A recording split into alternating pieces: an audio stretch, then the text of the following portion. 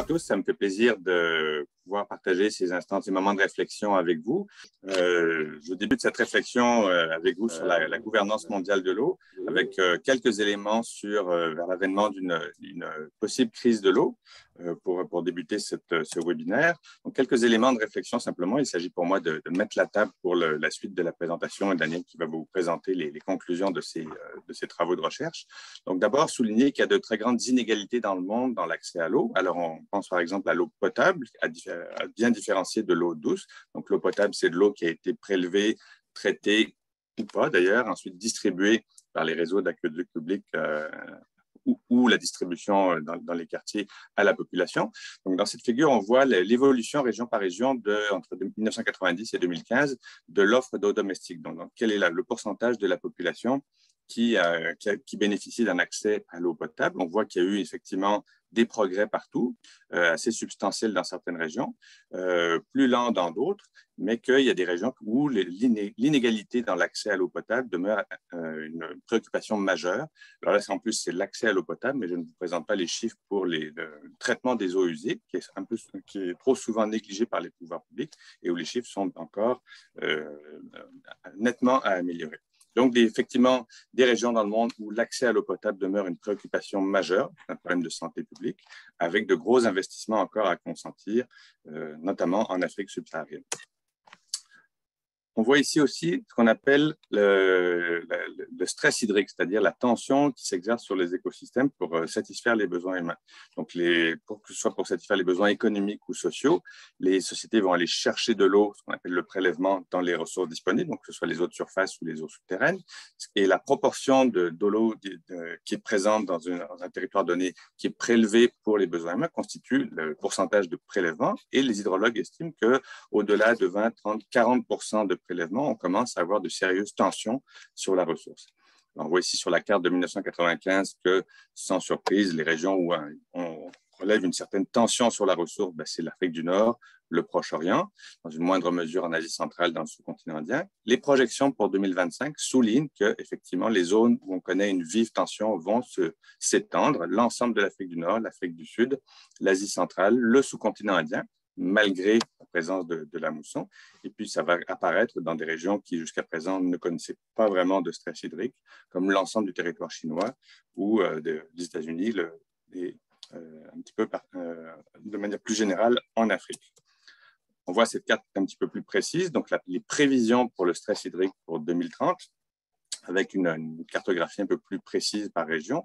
On voit qu'effectivement, on prévoit, c'est l'impact des changements climatiques notamment, je vais y revenir, une extension donc d'un stress hydrique assez sévère à l'ensemble de l'Afrique du Nord, l'ensemble du Proche-Orient, l'Asie centrale, tout le nord de la Chine, plusieurs régions d'Europe aussi, l'ouest des États-Unis sans surprise, le centre de l'Amérique du Nord et même le centre du Canada et plusieurs régions en Amérique latine. Donc, ça pose effectivement question, comment est-ce que les différentes sociétés, à ce moment-là, si ces projections se révèlent exactes, vont faire face à un stress hydrique extrêmement accentué. Alors, autre carte qui montre un petit peu la même chose, avec une dynamique donc de 2020 à 2030, où on voit effectivement s'étendre les zones de stress hydrique. Alors, ce que ces réflexions soulignent, c'est qu'effectivement, il y a l'impact des changements climatiques, auquel on pense souvent dès lors qu'on parle de stress, de tension sur la ressource en eau, mais il n'y a pas que ça. Le stress hydrique, c'est aussi la résultante du mode de consommation de l'eau, en particulier du mode de consommation alimentaire, des modes de production agricole et plus généralement du mode de gouvernance de la ressource en eau. Donc, des variables naturelles, oui, effectivement, ce sont des paramètres importants, mais aussi de très nombreuses variables sociales et politiques, d'où l'importance de la réflexion, que Daniel va nous présenter par la suite, de la réflexion sur comment est-ce qu'on peut optimiser, améliorer, mieux gérer la ressource de la ressource en eau, puisque ça constituera vraisemblablement un problème politique et social majeur au cours de ce siècle. Voilà. Merci beaucoup. Je cède maintenant la parole à Daniel. Alors, bonjour tout le monde. D'abord, merci encore à Frédéric d'avoir préfacé mon livre et m'avoir accompagné dans toute cette aventure. En tant que journaliste, moi, j'arrive avec une vision un petit peu peut-être moins scientifique, mais c'est sûr que j'arrive surtout avec, j'aurais peut-être pu le mettre, le point d'interrogation, pour moi, c'est quelle gouvernance mondiale pour l'eau? Elle est une évidence. Alors, c'est ça que je vais vous mettre en perspective en expliquant un peu l'aventure de mon livre. Alors, la présentation rapide ici. Bon, je vais un peu deux mots sur qui je suis quand même. Là. Je ne suis pas tellement connu pour la majorité d'entre vous. Alors, c'est quoi la vraie mesure du défi selon ma perspective? Parce que moi, j'ai fait ce livre-là en ayant lu beaucoup de choses et c'est un peu une synthèse de tout ça que je veux vous présenter. Alors, c'est quoi le principal défi qui s'en vient? Là, on ne parle pas du futur, du passé, on parle du futur. Et pourquoi il y a problématique majeure? Parce que j'évalue, moi, que le statu quo n'est pas possible. Et donc, des arguments autour de ça, c'est parce que j'en ai trouvé 30 que j'ai fait un livre. Donc, je ne vous les présenterai pas tous, mais je vais vous présenter les essentiels. Puis, on va conclure sur... c'est un débat. Hein. Moi, cet ouvrage-là veut lancer un débat. Donc, est-ce qu'il y a urgence? Qu'est-ce que vous pouvez faire individuellement? J'ai une idée à vous suggérer. Alors, allons-y. Alors, bon, rapidement, moi, je suis un journaliste depuis à peu près une trentaine d'années.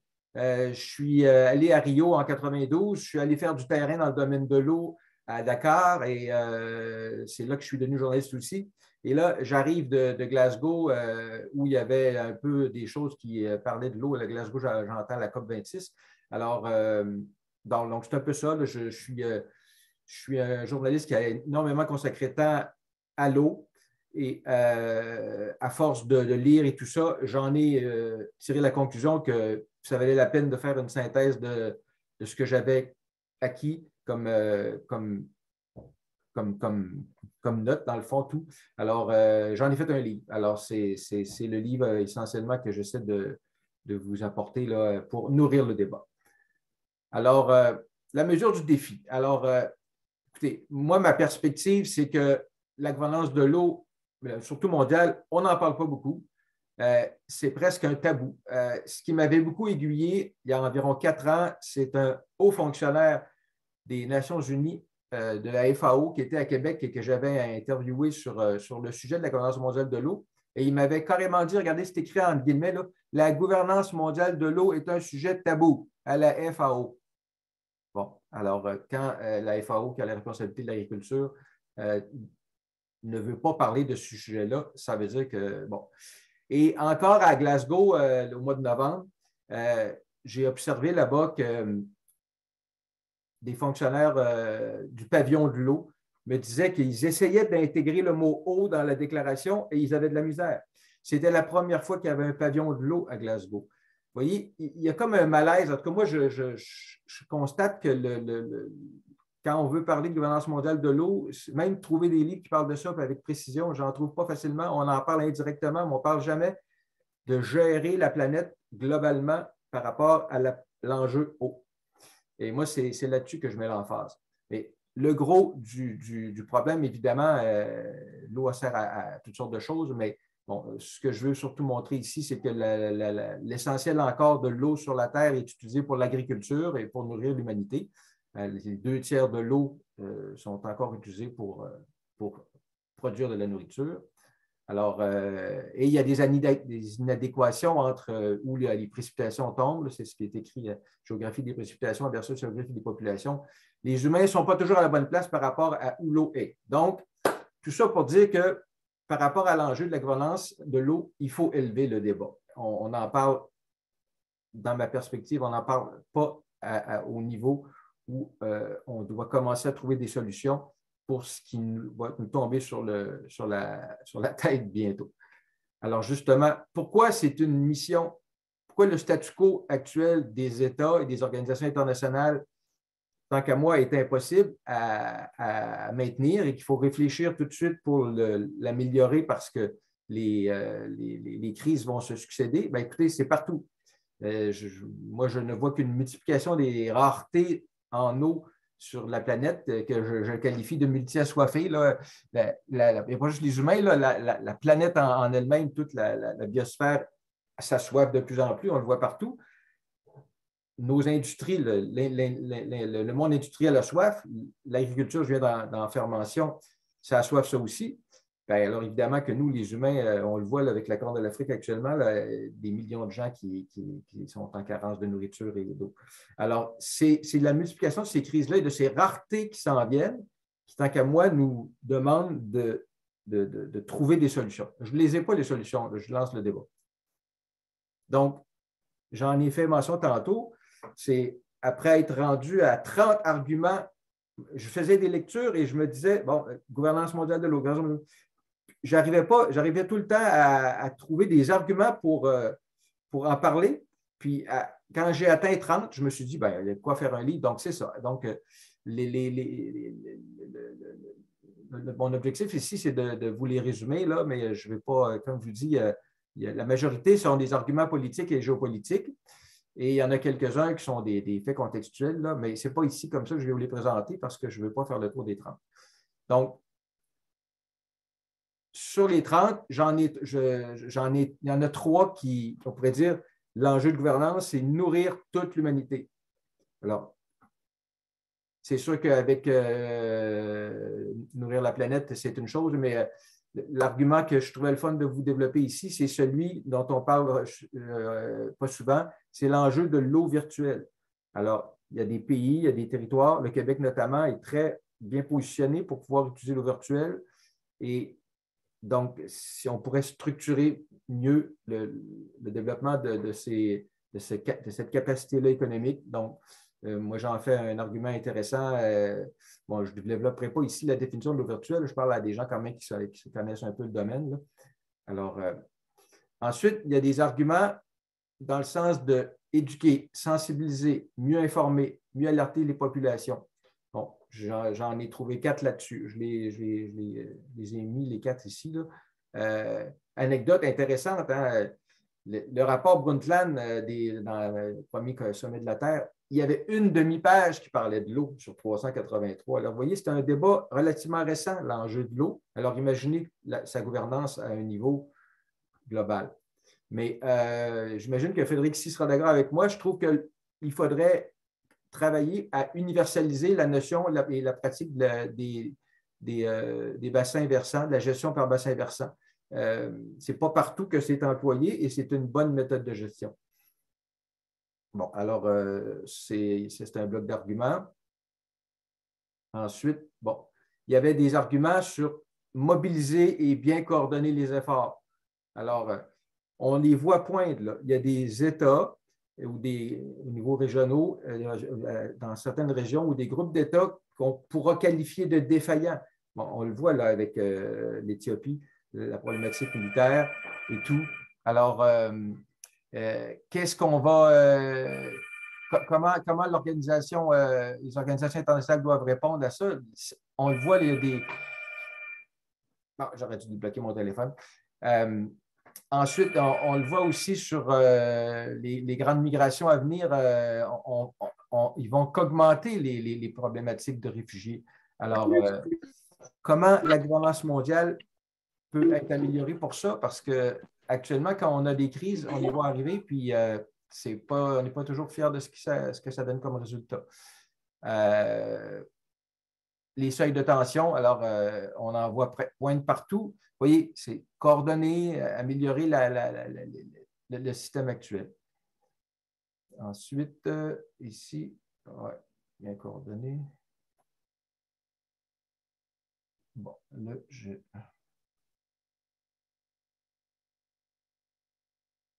ne vois pas mon affaire, là. Bon, je fais aussi un lien avec...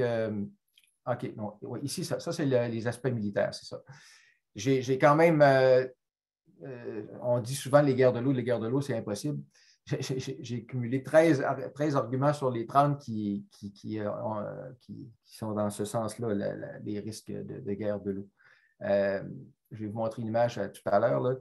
Il y a actuellement plus de bassins majeurs à cheval sur les frontières de pays que de pays. Il y a 250 grands bassins majeurs à cheval sur des pays. Récemment, ce n'est peut-être pas encore le cas, mais quand l'Égypte voulait régler son problème avec le Nil bleu et le Soudan, elle a considéré que son traité, elle avait un traité, elle a considéré que son traité avait force de loi, même si les autres États n'étaient pas signataires. Alors, vous voyez, les relations entre les États, si on les laisse faire, si on n'a pas une gouvernance mondiale qui voit ça arriver, qui essaie de proposer des solutions, d'améliorer la diplomatie, on va finir par en avoir des véritables guerres de loups. La Convention de New York a pris à peu près 30 ans à signer. Des membres comme la Turquie, la Chine n'y sont pas encore des signataires. Alors, vous voyez, bon, il y a plein de choses comme ça. Les aquifères, les eaux souterraines. Le Québec nous contrôle, on ne sait même pas encore combien il y a d'eau dans son sous-sol. Alors, imaginez-vous l'élément statistique au niveau mondial de ça. Il faut avoir des ressources pour mieux gérer ça et on ne les a pas encore avec assez de coordination. Dernier bloc d'arguments, c'est ce que j'appelle les universaux. Ceux-là, je vais vous les mentionner, les trois. Bon, encore, je viens de parler des aquifères, mais si on va encore plus pointu, les eaux fossiles, qui sont des aquifères non renouvelables. Il y a des pays qui commencent à les utiliser, à les dilapider. Alors, le débat là-dessus est loin d'être beaucoup développé.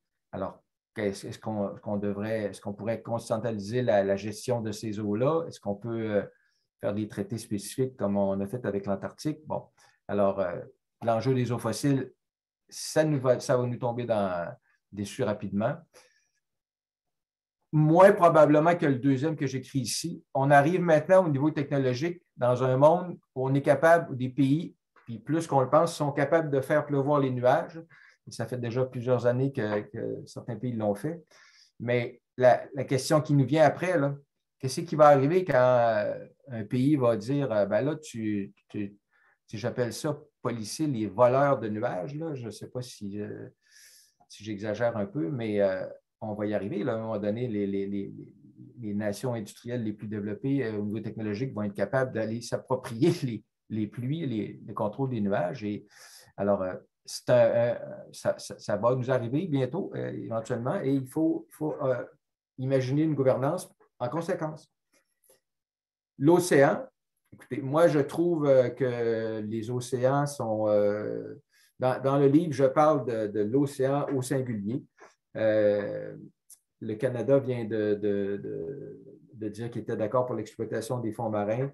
Vous comprenez que moi, je ne parle pas seulement de l'eau douce, l'eau potable, l'eau salée. Je considère l'enjeu de l'eau avec le grand cycle de l'eau comme une globalité. Donc, je vois sa gestion à l'échelle du globe, puis je vois sa gestion à l'échelle de tous ces aspects. Donc, je pense qu'on devrait aussi envisager une gouvernance mondiale de l'océan mondial globalement. Alors, vous voyez, ici, j'avais deux cartes que je voulais vous partager. Ici, ça, c'est les cours d'eau transfrontaliers. Alors, quand on fait une adéquation entre comment politiquement les territoires sont gérés et comment géographiquement l'accès au bassin versant ou au cours d'eau il y a une c'est pas la même chose. Et la même chose ici, réalité des drainages, vous voyez la ligne d'adéquation des drainages versus les pays. Alors, ça augmente le risque de crise, de problématique. Alors, moi, je trouve qu'il y a une urgence d'agir parce que les problèmes vont se succéder rapidement. Les statistiques des Nations unies donnent souvent des chiffres de 2020 et on est déjà rendu en 2022. Est-ce que ça doit se faire seulement au niveau de la diplomatie? C'est sûr que non. Donc, ici, il y a une idée qui avait été mise de l'avant dans un événement à Québec qui voulait associer les bassins hydrographiques avec les gens qui y restaient. Alors c'est un concept de passeport bleu qui permet aux gens de s'identifier à un bassin versant. Là. Ici, c'était le Saint-Laurent. Alors, c'était le concept de bassinois. Alors, et je crois que si on a une gouvernance mondiale de l'eau à trouver, elle doit être trouvée avec les populations, avec le plus grand nombre de personnes possible, parce qu'une gestion politique réussie, il faut qu'elle se fasse démocratiquement, sinon ça va être des solutions imposées, puis ça ne pourra pas fonctionner. Alors, je ne l'ai pas la réponse à la question quelle gouvernance mondiale de l'eau, mais la planète est assoiffée de plus en plus et j'espère très modestement pouvoir contribuer au débat et à trouver des solutions en ce sens-là. Merci.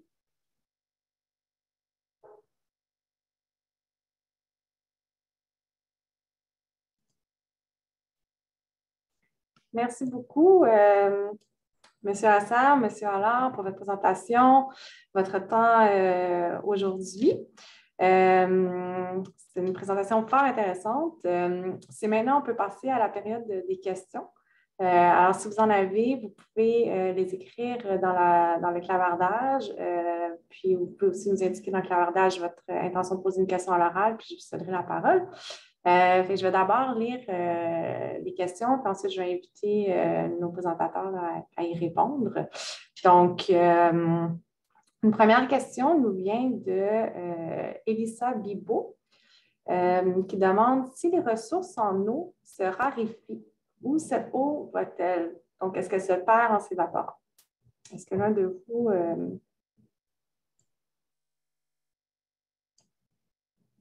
Je peux entamer une réponse, et puis tu veux compléter, Daniel? Oui. Alors, c'est une très bonne question. En fait, contrairement à une idée qui est souvent reçue, la quantité d'eau présente sur Terre ne change pas. Et d'ailleurs, elle n'a pas beaucoup changé depuis des millions et des millions d'années. Simplement, l'eau est redistribuée de manière inégale à sa surface. Donc, il y a des régions qui sont richement dotées en eau, des régions qui sont pauvrement dotées en eau. Et à ce moment-là, les sociétés doivent composer avec cette rareté relative ou cette surabondance, parce qu'on parle beaucoup de la rareté de l'eau, mais il y a des régions où c'est la surabondance de l'eau qui pose problème.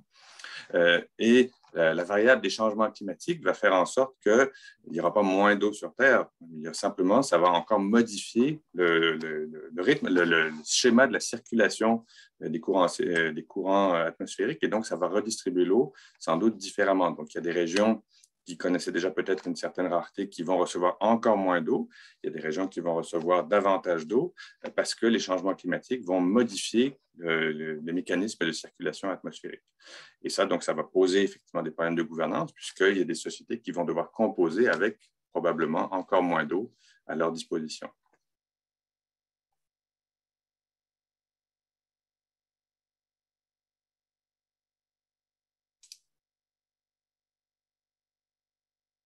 Daniel, tu voulais compléter? Merci beaucoup. Non, c'est bon, je vais prioriser les questions. On n'a pas beaucoup de temps. OK. OK, mais on a quand même un bon 15 minutes pour les questions. Si tu avais quelque chose à rajouter, vraiment pas de problème. Donc, autrement, une autre question qui vient de Rémi Kien d'Altéréo, qui demande: pensez-vous réellement qu'une gouvernance mondiale de l'eau peut être assurée sans conflit d'intérêts? Exemple avec l'OMS, la crise du COVID-19. Écoutez, il va falloir en trouver des solutions sans conflit d'intérêt. C'est pour ça que j'aime dire que l'enjeu est autant démocratique que technocratique. Le mot, moi, en partant, je n'ai pas le réflexe de voir la solution dans un gouvernement mondial de l'eau. Les gens ont une allergie au mot gouvernance. C'est souvent la mondialisation, pensant que ça va créer un monstre. Les risques sont là, mais il faut. C'est pas parce qu'ils sont là que. C'est pour ça qu'il faut que le débat se fasse. Et c'est ça que je répondrai. Parfait. Est-ce que Frédéric voulait ajouter quelque chose ou Sinon, on a abondé dans le sens de Daniel. Effectivement, on peut difficilement imaginer une structure bureaucratique mondiale qui serait chargée de gouverner l'ensemble des ressources en eau. Ça a déjà été extrêmement difficile d'amener un petit nombre d'États à ratifier la Convention de New York de 1997 sur la gouvernance des cours d'eau planétaires. Ça a suscité énormément de débats parce que les États y voyaient, avec des arguments, une certaine atteinte à leur souveraineté. Donc, on peut imaginer que ce serait encore plus difficile, voire une gageure politique, d'amener les États à s'engager dans la délégation de leurs prérogatives nationales dans un organisme qui serait chargé de superviser l'ensemble de la gouvernance de l'eau à l'échelle planétaire. Ça, ce n'est pas la bonne avenue. C'est plutôt effectivement d'y aller par petits bouts pour essayer de réfléchir aux mécanismes de coopération qui pourraient être mis en place pour optimiser la gouvernance de l'eau. Ça, je pense que c'est plus modeste, mais c'est plus réaliste aussi. On l'a dit tout à l'heure, il n'y en a eu que 35 pour signer New York, la Convention sur le droit de la mer, là, qui va se développer rapidement dans les prochaines années là, avec les ressources minières qu'on veut aller y exploiter. Et les gros pays ne sont pas encore signataires, donc on voit poindre des nuages. Merci beaucoup. J'ai une autre question de Richard Legendre qui demande est-ce que la gouvernance de l'eau en fonction de bassins versants devrait s'inspirer du modèle de la Commission mixte Canada-États-Unis pour l'eau des Grands Lacs? Bien, moi, je l'ai cité celui-là parce que c'est un bel exemple de fonctionnement assez réussi. Et c'est d'ailleurs, quand je faisais mes études en sciences politiques à l'Université Laval, on nous le montrait en exemple. C'est un des premiers traités internationaux importants. Puis il gérait nécessairement, principalement les enjeux hauts des deux frontières. Donc, la réponse est oui. Puis, il y a beaucoup d'interventions. Il y a des citoyens qui sont impliqués là-dedans. Alors, l'élément démocratique est bien installé dans la tradition de gestion de cet accord, de ce traité entre le Canada et les États-Unis. Super. J'imagine que Frédéric ne s'embarque pas, c'était complet. Donc, une question de Alain Letourneau. Il y a une quantité d'acteurs internationaux de la gouvernance mondiale de l'eau, comme les régimes régionaux. Y a-t-il un quelconque mouvement de rapprochement entre ceux-ci? Mouvement de rapprochement. On va vivre en mars, si on est chanceux, le 9e Forum mondial de l'eau. Il y a plein de structures. J'ai utilisé le mot tabou au début de la présentation, il y a comme un malaise à aller plus loin.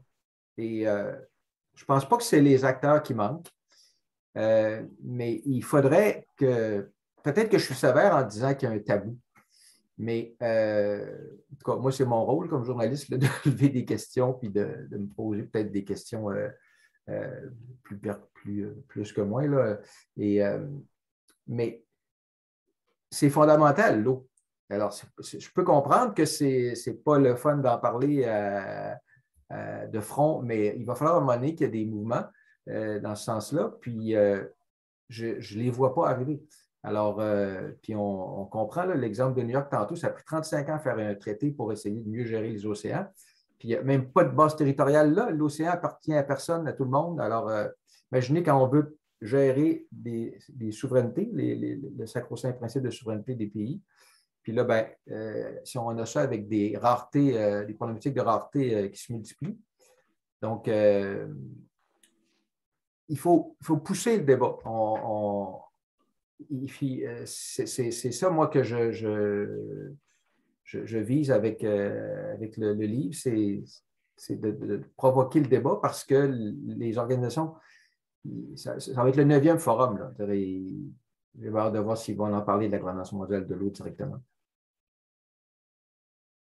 Je pourrais ajouter que les modèles, les accords régionaux que vous évoquez, qui effectivement commencent à se multiplier, sont souvent inspirés des principes qui sont mentionnés dans la Convention de 1997. Donc, l'équité dans le partage et l'obligation de ne pas causer de dommages significatifs. À charge d'ailleurs pour les protagonistes des différents accords régionaux de trouver un équilibre entre ces deux principes qui peuvent être un petit peu contradictoires.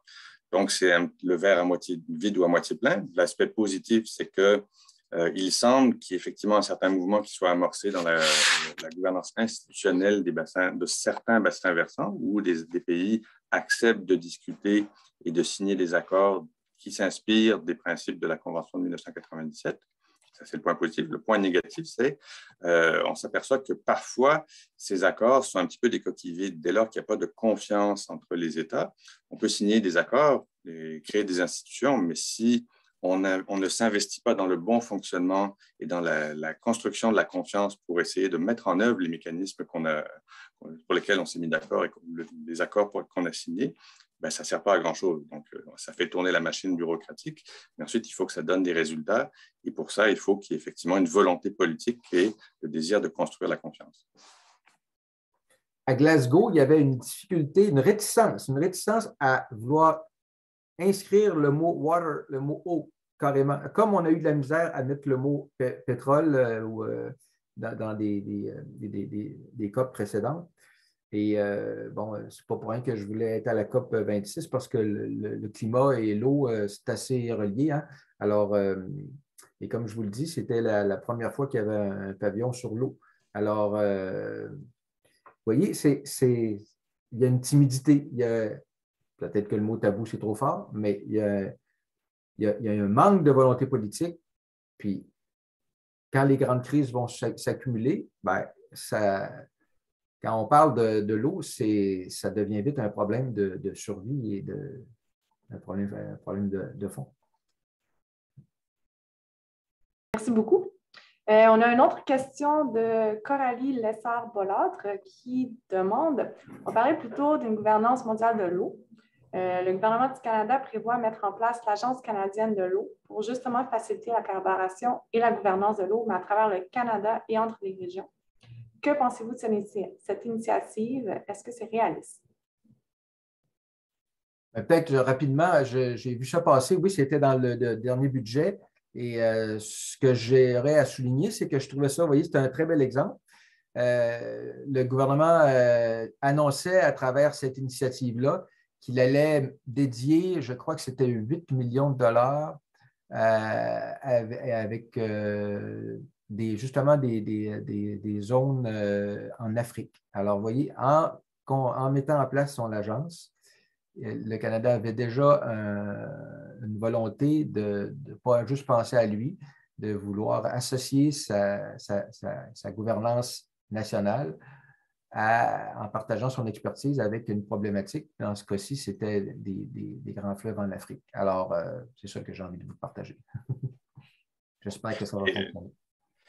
Ça dépend aussi beaucoup des objectifs de l'Agence nationale canadienne de l'eau. Il faudrait voir effectivement quel est le budget qui est alloué à cette agence et quels sont les objectifs. Si c'est effectivement de partager de l'expertise, de favoriser la fourniture de services et de conseils techniques à des sociétés qui pourraient en avoir davantage besoin encore que nous, ou de cibler même au Canada des problématiques extrêmement pertinentes comme l'accès, par exemple, des Autochtones à de l'eau potable, ce qui est encore un scandale dans notre société. Oui, à ce moment-là, c'est tout à fait légitime. Si l'objectif, c'est d'essayer de définir une gouvernance pan-canadienne de la ressource en eau, on parlait d'obstacles politiques, très vite, ça risque de se heurter à l'objection des provinces, puisque l'eau, c'est aussi de compétence provinciale, c'est une ressource.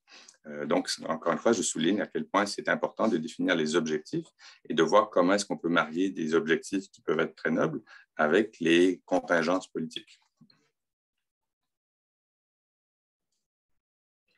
Merci beaucoup. Donc, prochaine question était de Raphaël R. Mendes qui demande comment une gouvernance mondiale pourrait gérer le Mekong dans le Triangle d'Or. Ça renvoie à tout ce qu'on a déjà évoqué tout à l'heure, que ce soit le bassin du Mekong, donc à cheval sur la Chine et l'Asie du Sud-Est ou n'importe quel bassin international. Dès lors qu'on veut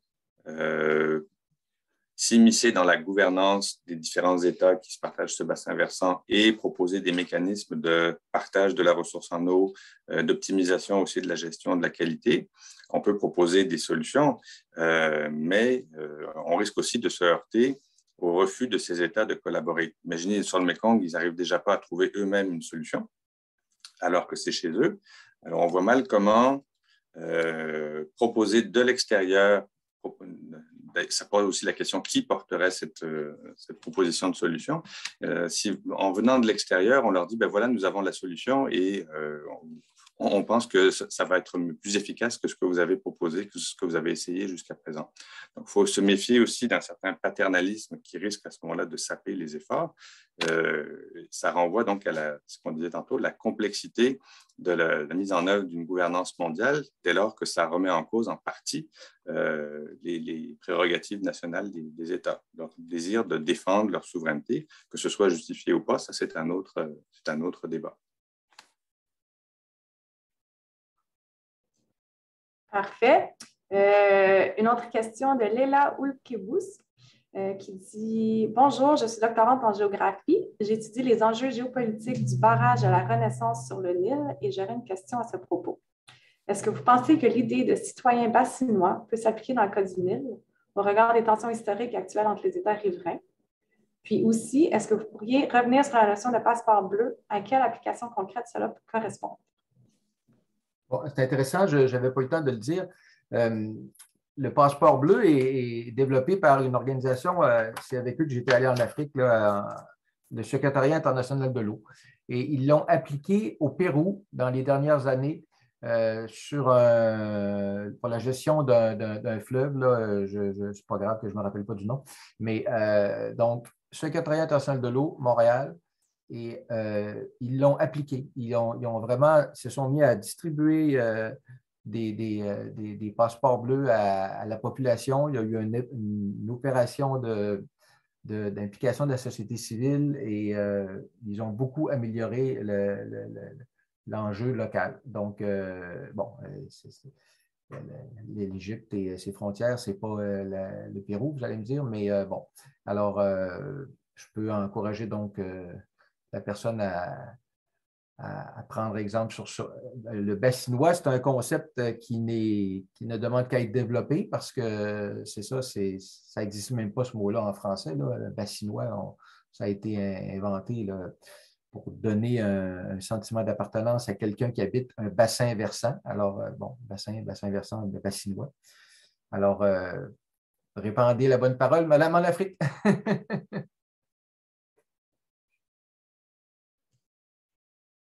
Merci beaucoup. C'est démocratique. L'eau, je crois qu'il faut que les solutions vont venir en partageant les enjeux. Et on le voit que par en haut, c'est trop difficile de briser les carcans des souverainetés, des organisations.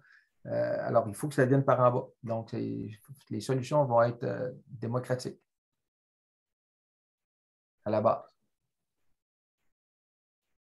On a maintenant une question de Julien Deroy.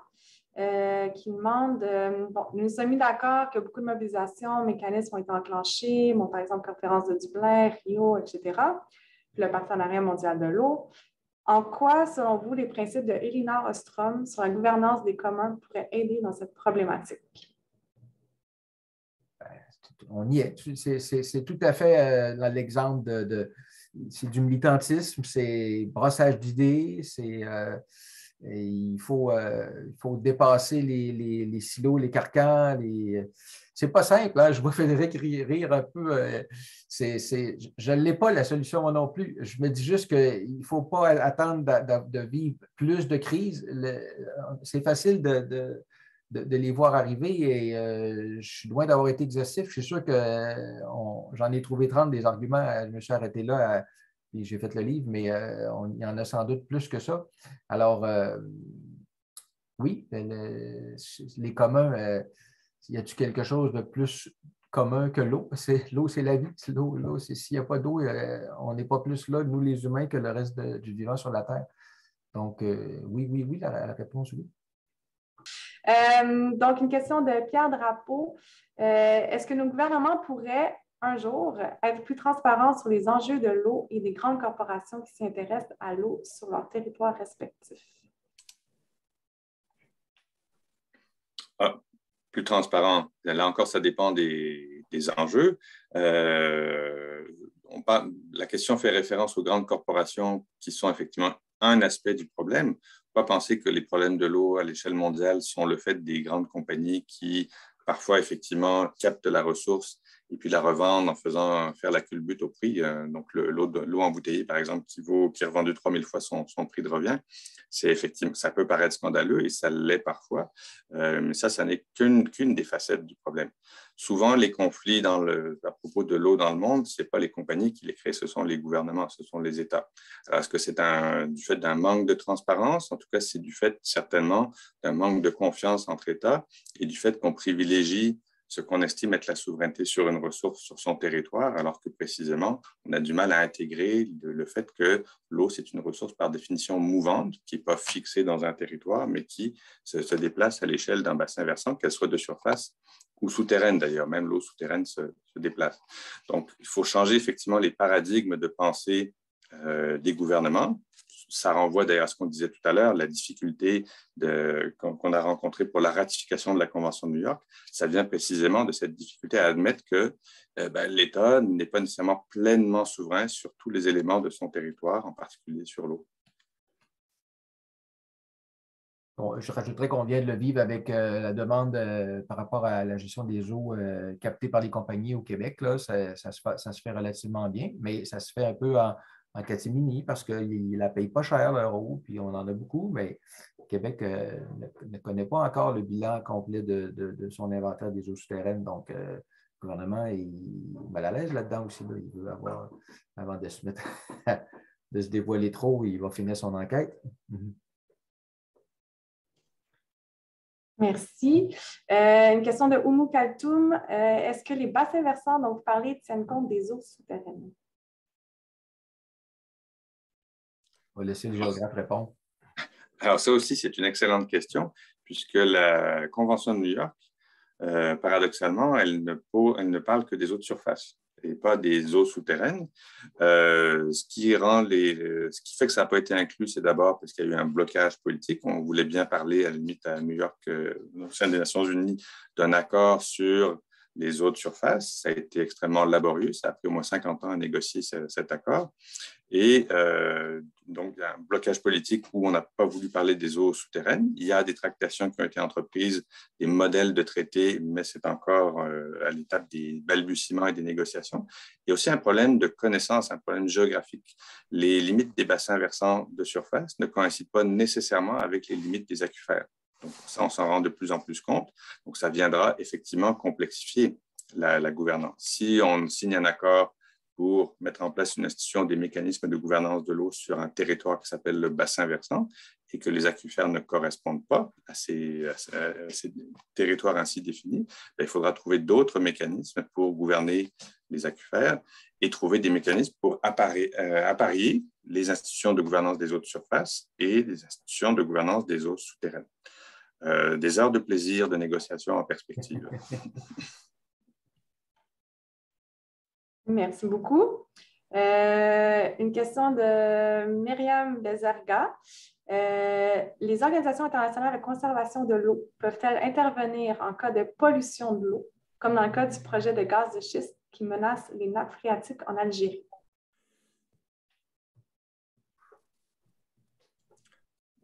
Certainement, dans la mesure où, ça dépend des États où on se trouve, dans la mesure où l'État va faire attention aux protestations de ces ONG.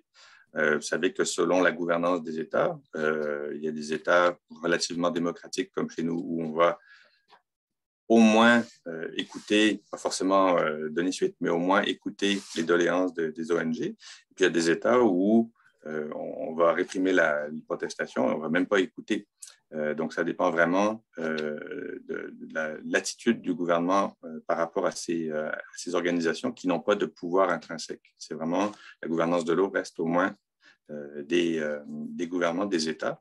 Même lorsqu'il y a des organismes de bassins versants qui sont créés, la délégation de l'autorité vers les acteurs de l'eau au niveau local, elle est souvent assez limitée. Merci. On va conclure là pour les questions. avec peut-être la dernière qui serait de rappeler le titre du livre de M. Allard.